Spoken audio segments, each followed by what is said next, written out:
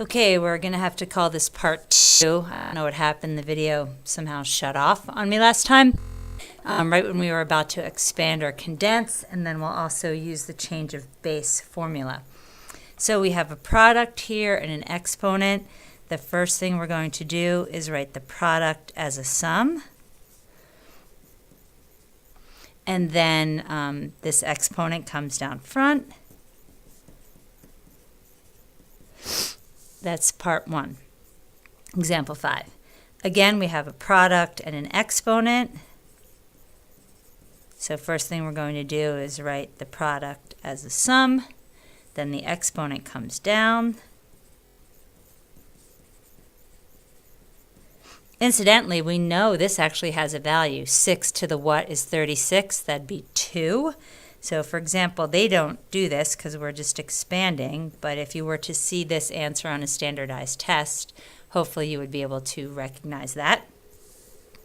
Here we have a quotients and products. Let's first deal with the quotient. We have ln 6x squared minus ln y to the 4th. I'm going to change that product to a sum. And then I'm going to bring my exponents down. Natural log of 6 plus 2 natural log of x minus 4 natural log of y. So quotient, difference, product, sum, exponents come down front. So there's expanding. Condensing. Now, this was once an exponent, so let's do that first.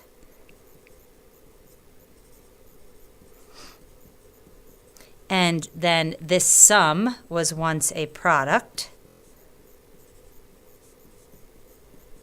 And then this difference was once a quotient.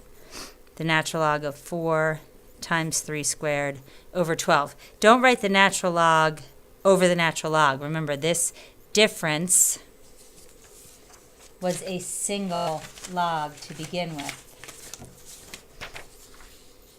So the difference was a single log to begin with.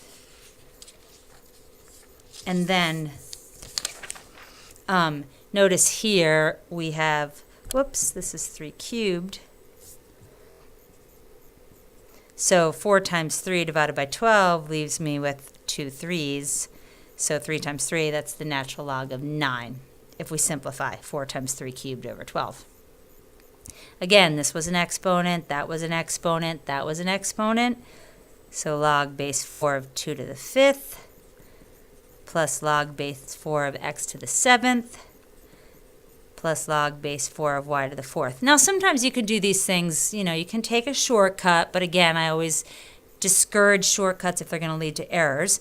And this is all a sum, so these were all products.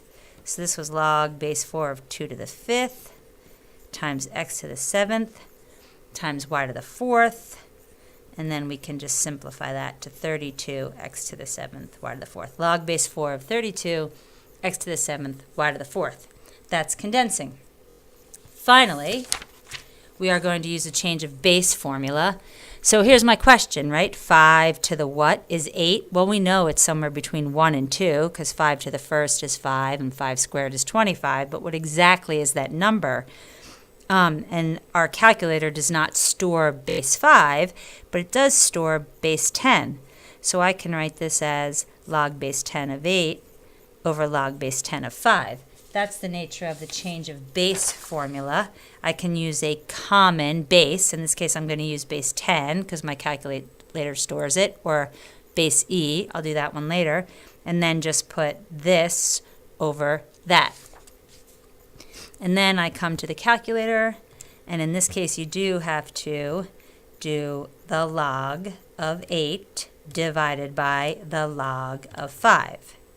And I get 1.29, which makes sense, approximately equal to 1.29, because if I raise 5 to the 1.29, I'll get 8. So again, these are very different things. The log of 8 over 5 is not the same as log of 8 over log of 5. So you're going to have to differentiate between those two. So here's log base 8 of 14. Again, what do I need to raise 8 to get 14? Again, we would expect it to be somewhere between 1 and 2. This number goes on top, this number goes on the bottom. In this case, I'm going to use a natural log. I don't have to write as much. And then I can type in the natural log of 14 in parentheses, divide by the natural log of 8, and I get 1.27 approximately. And then finally, what do I need to raise 26 to get 9? Think about what that answer might be. I'm going to use ln again, ln of 9 over ln of 26.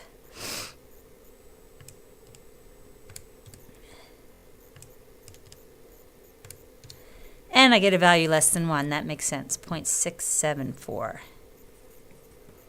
So that's some root, right? That's a fraction. So I'd have to raise 26 to some fraction to get 9. So there you go. There's a change of base formula.